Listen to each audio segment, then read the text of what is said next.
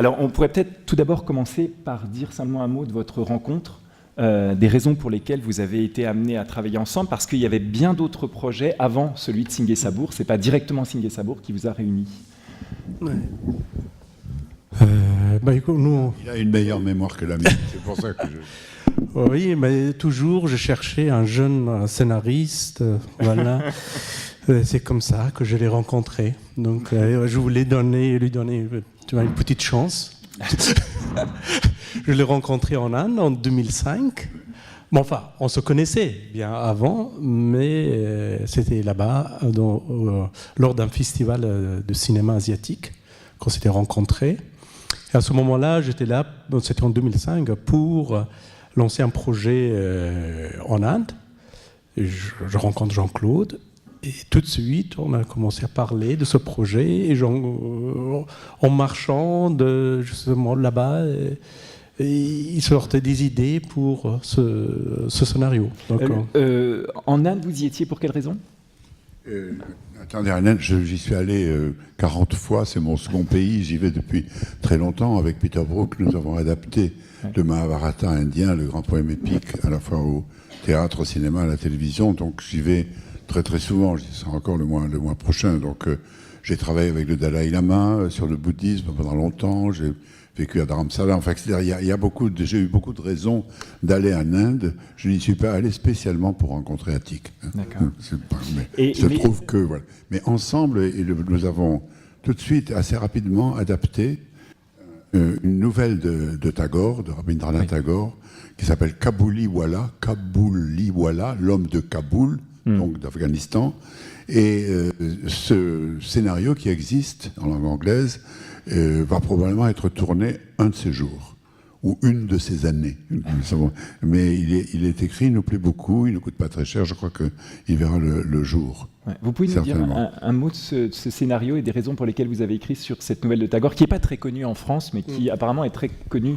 C'est une nouvelle très courte, c'est une nouvelle de 6 pages.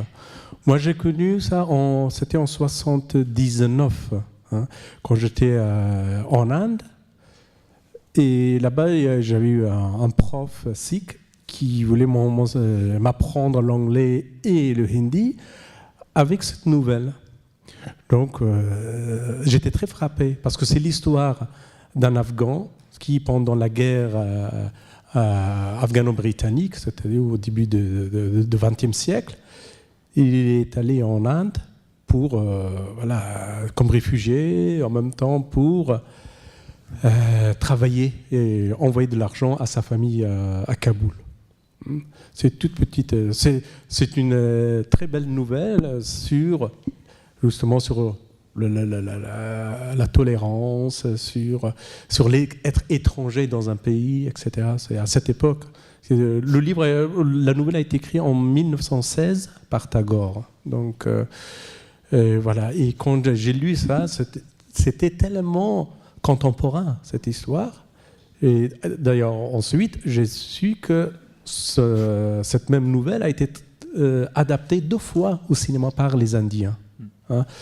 Et donc, j'ai vu bien sûr ces 2 films. Mais moi, la nouvelle a été écrite du point de vue d'un auteur bengali, de Calcutta. Donc, mais pas de point de vue de ce Kabuliwala, c'est l'homme de Kaboul, de ce réfugié. Et moi, je voulais changer ça. Donc, je voulais raconter cette histoire de point de vue de ce Kabuliwala d'Afghan. Et, deuxième chose, c'est changer l'époque. Et là, on l'a rendu plus contemporain. D'accord. Moi, j'ajoute une raison. Je me trouvais un jour, en 94 ou 15, dans le nord de l'Inde, pas loin de Dharamsala, dans une ville indienne, et j'ai vu un groupe d'hommes qui sont probablement les plus misérables que j'ai jamais vus. Et pour qu'en Inde, on remarque un groupe d'hommes misérables, il faut qu'ils le soient vraiment. C'était des hommes jeunes, de 25 à 35 ans, absolument hâves, décharnés, pieds nus, grelottant de froid. C'était à 2600 mètres d'altitude dans l'Himalaya. Et j'ai demandé à des Indiens qui étaient là, qui sont-ils ? Et ils m'ont répondu, ce sont des Afghans qui viennent chercher du travail en Inde. Oui, il y a toute une émigration comme ça, toute une marche de la misère à la recherche d'une survie qui n'est pas propre à l'Europe. que l'on trouve dans d'autres pays. Et ça m'a beaucoup frappé. Et quand j'ai lu la nouvelle, ou relu la nouvelle de Tagore, c'est exactement la même chose. Et nous nous sommes rendus compte avec Attic qu'en pratiquement 100 ans, ça n'a pas changé. C'est toujours ce même mouvement d'immigrants malheureux, pauvres au-delà du disciple, et qui viennent chercher en Inde de quoi manger. Mais il y a question aussi d'ailleurs dans cette nouvelle d'une relation avec une jeune fille. Petite fille. Une petite fille. Le héros prend comme petite fille presque par substitution, par souvenir à l'égard de sa propre petite fille laissée à Kaboul, sous son aile une petite fille.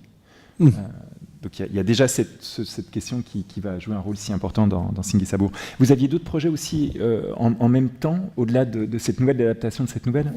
Une douzaine, quoi, à peu près. Presque, ouais. Non, on a écrit un autre scénario ensemble qui s'appelle L'autre femme, qui se passe en partie à Bruxelles et en partie à Calcutta, et qui va se tourner à partir de la fin du mois de mars. Oui. D'accord. Voilà, il y a un autre qu'on est en train d'écrire, ce qui est l'adaptation, une adaptation très libre de livre de Laurent Godet, Pour seul cortège. Ah oui, d'accord. Très bien. Voilà, on est au début de notre carrière, donc il faut assurer donc, notre avenir.